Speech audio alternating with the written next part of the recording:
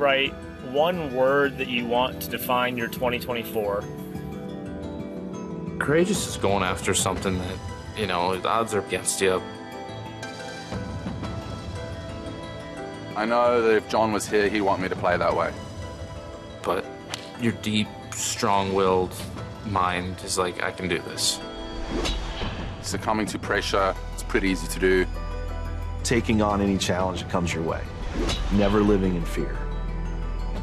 Playing within yourself, that's what we all strive for. Stepping out of your comfort zone, playing for something more than yourself. So, playing with courage every single time.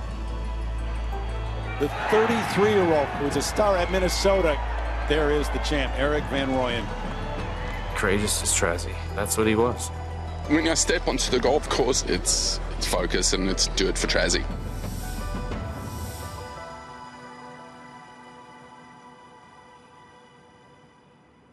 We created a scholarship in his name at University of Minnesota. The goal is to be able to support kids in the golf program and beyond.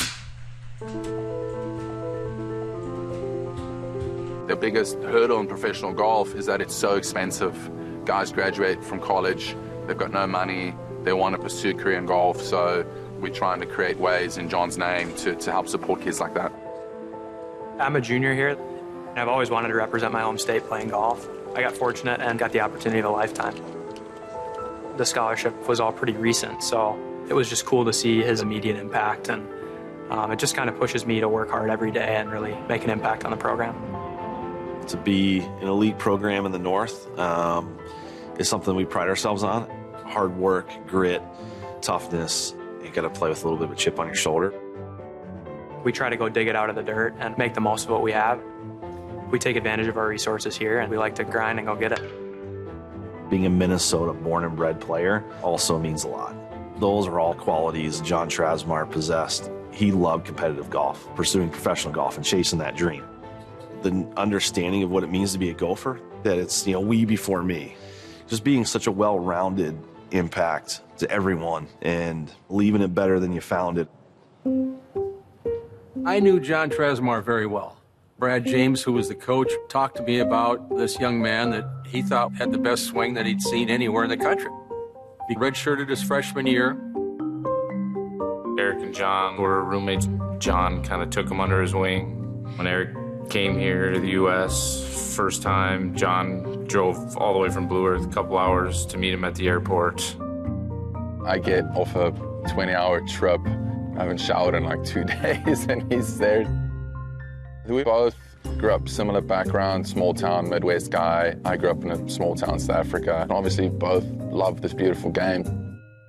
Jon didn't come here an All-American. He worked his way up. He was on the Big Ten championship team, and it was that team that Jon Trasamar was the captain of. He was always just such an example for, not only for a guy like me, but the younger guys. 2014 was amazing. It's a memory I'll never forget of Jon. There's a picture of him fist pumping on the 18th green. He was just a grinder. He was always that guy that would squeeze all the juice out of the orange.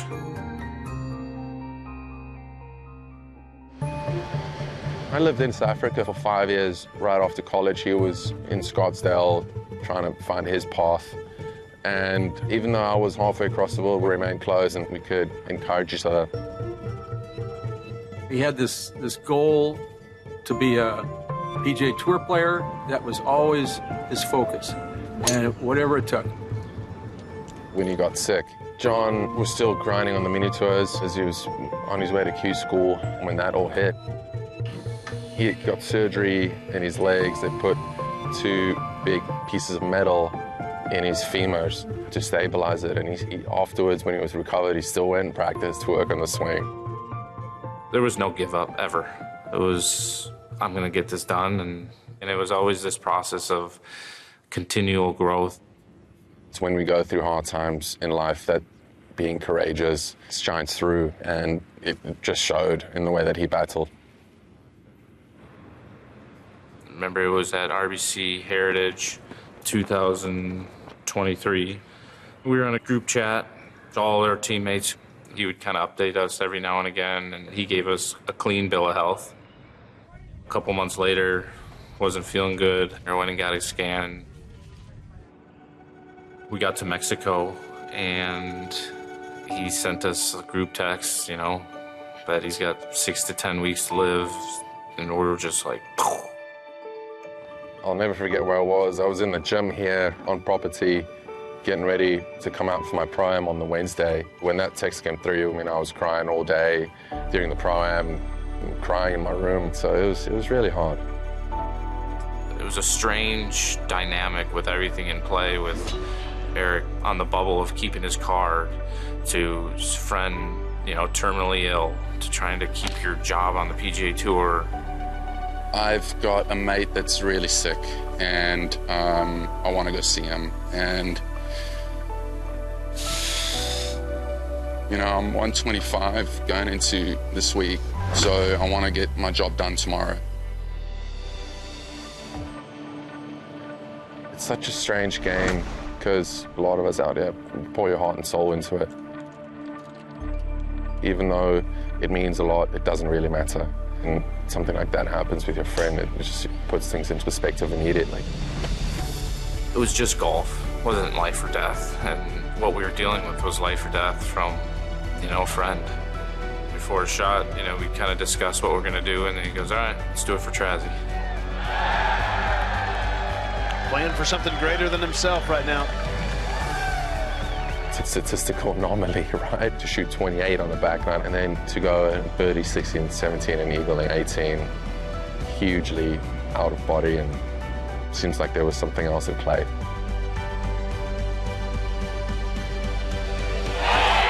With a heavy heart, but inspired play, Erik van Rooyen here at the Worldwide Technology Championship. We were meant to win that golf tournament. Like, Trazzy had some little dust that he was sprinkling on us to win that event, and it was just kind of final send-off. I was calm because there's bigger stuff in life than golf. If you look at my ball, we've got initials JT, and it's for Jon Trasamar, our best friend, who's got melanoma and he's not going to make it. And every shot out there today was for him. I wish I could take all his pain away, but we're flying up to Minnesota tomorrow to go and see him on Tuesday morning. I'll give him a high five then.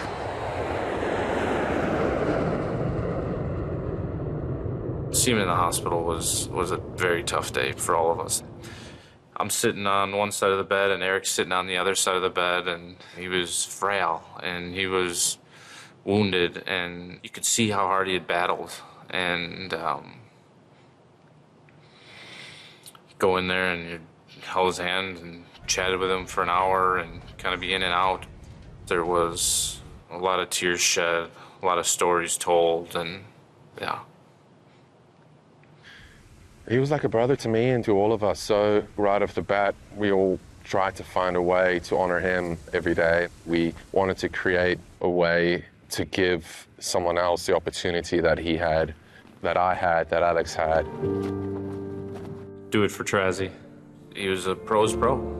Playing professional golf, some don't make it from a financial perspective, and this scholarship is going to help have that not be a deterrent as to why they might pursue professional golf.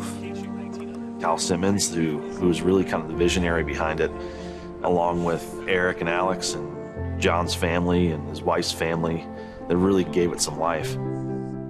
Do it for Trazzy. I wanted the young men that are coming into the program to know what the best look like. Do it for Trazzy. Right to the end, John was playing competitive golf and professional golf, and Jack is gopher golf through and through.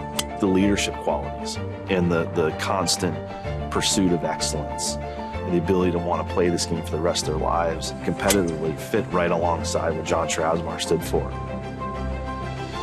Do it for Trazzy. I just try to be like as productive and like purposeful as possible. If you have that bigger thing in the back of your mind that's kind of pushing you, is powerful. Making the most of my time here is what I kind of see as like paying it back to him. This scholarship, it's really going to prove to his legacy and what he stood for.